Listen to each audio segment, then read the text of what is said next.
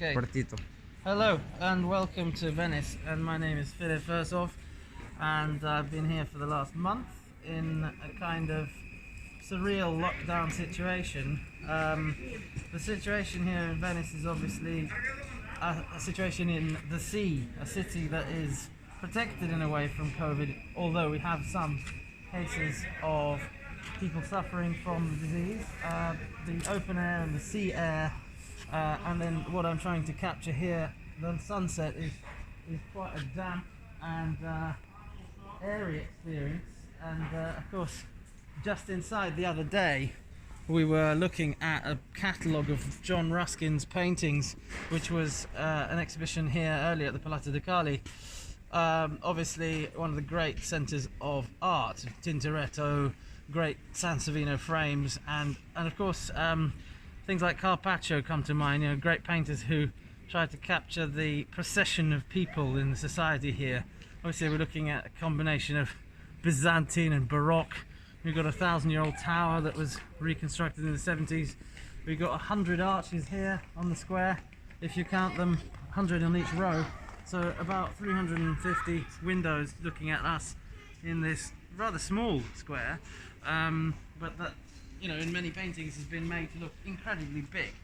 So the challenge in my composition here was to try and fit in, obviously, a campanile, which I have actually shrunken down with my artistic license, and then trying to get a sense of what it is like to work on watercolor paper, a Fabriano paper that is 100% cotton, but at the same time is very different to other watercolor paper because of its thickness. And these Japanese paints and brushes here, I'm trying to sort of get a flow, starting off in pencil.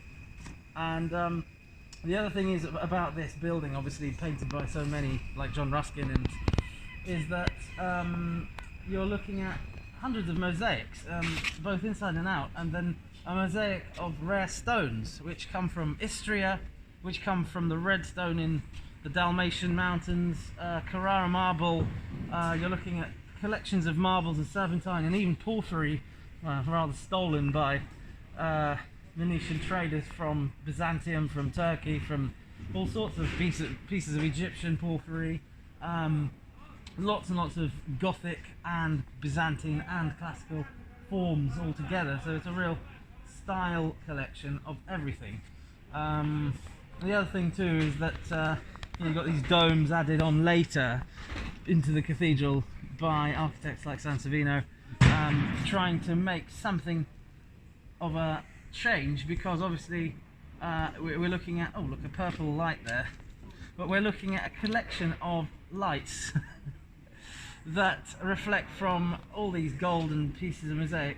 We're also looking at a purple light here. If I try and work in this appearing sunset that changes from moment to moment. I mean, every night here in Venice I've been trying to go and see the colour, and obviously the way that the colour works on the stone, because the stone is polished and it's like a really reflective surface.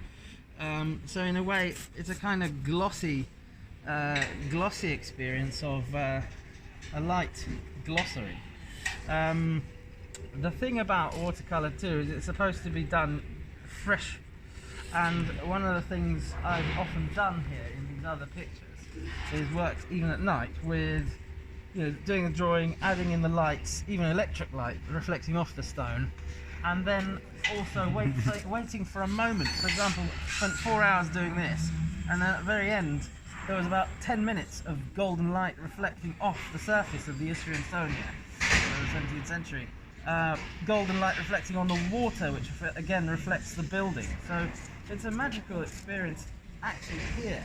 Now of course I've been painting in other cities, other places, and you know, places like England here, and Austria, Germany. This is Starnberger See, and trying to capture these moments of light within a few minutes only, really.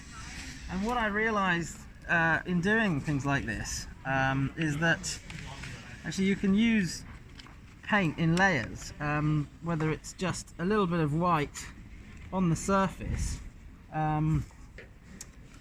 or taking white and actually working it in, and that kind of goes away from the traditional thing of using, for example, just water and paper.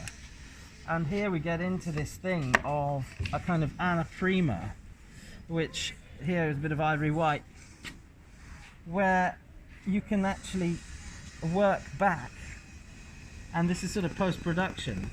And you know, a lot of traditional watercolor painters would